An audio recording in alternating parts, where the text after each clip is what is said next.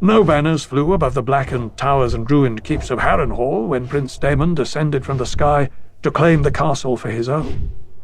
A few squatters had found shelter in the castle's deep vaults and undercellars, but the sound of Ceraxes' wings sent them fleeing. When the last of them was gone, Daemon Targaryen walked the cavernous halls of Harren's seat alone, with no companion but his dragon.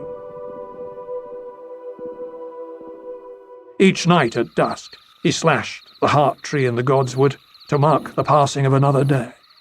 13 marks can be seen upon that weirwood still, old wounds, deep and dark.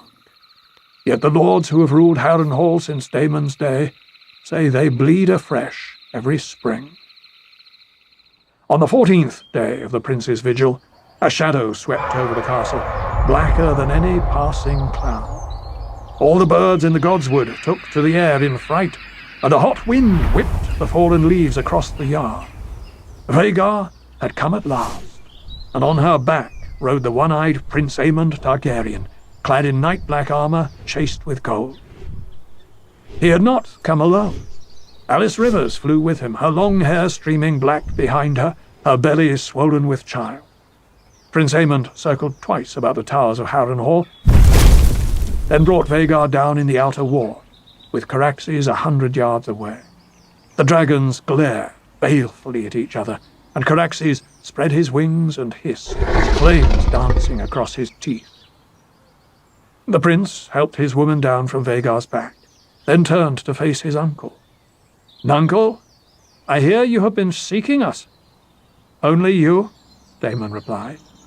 "Who told you where to find me?" "My lady," Aemond answered. "She saw you in a storm cloud, in a mountain pool at dusk, in the fire we lit to cook our suppers. She sees much and more, my Alice. You were a fool to come alone." "Were I not alone, you would not have come," said Daemon. "Yet you are, and here I am." "You have lived too long, Nuncle." "On that much we agree," Daemon replied. Then the old prince bade Ceraxes bend his neck, and climbed stiffly onto his back, whilst the young prince kissed his woman and vaulted lightly onto Vhagar, taking care to fasten the 4 short chains between belt and saddle. Daemon left his own chains dangling. Ceraxes hissed again, filling the air with flame, and Vhagar answered with a roar.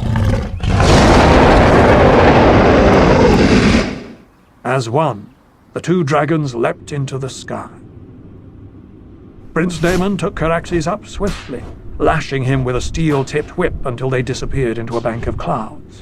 Vhagar, older and much the larger, was also slower, made ponderous by her very size, and ascended more gradually, in ever-widening circles that took her and her rider out over the waters of the God's Eye. The hour was late, the sun was close to setting, and the lake was calm, its surface glimmering like a sheet of beaten copper. Up and up she soared, searching for Ceraxes as Alice Rivers watched from atop Kingspire Tower in Harrenhal below.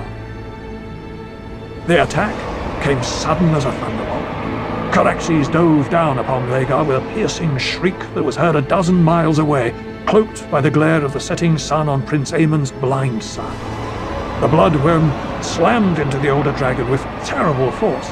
Their roars echoed across the God's Eye as the 2 grappled and tore at one another, dark against a blood-red sky. So bright did their flames burn that fisherfolk below feared the clouds themselves had caught fire. Locked together, the dragons tumbled toward the lake.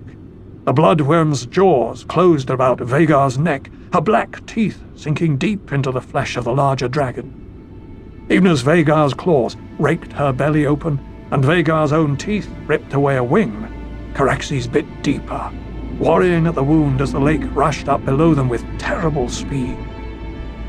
And it was then, the tales tell us, that Prince Daemon Targaryen swung a leg over his saddle and leapt from one dragon to the other. In his hand was Dark Sister, the sword of Queen Visenya. As Aemond One-Eye looked up in terror, fumbling with the chains that bound him to his saddle, Daemon ripped off his nephew's helm and drove the sword down into his blind eye so hard the point came out the back of the young prince's throat. Half a heartbeat later, the dragons struck the lake, sending up a gout of water that was said to have been as tall as Kingspire Tower. Neither man nor dragon could have survived such an impact, the fisherfolk who saw it said. Nor did they.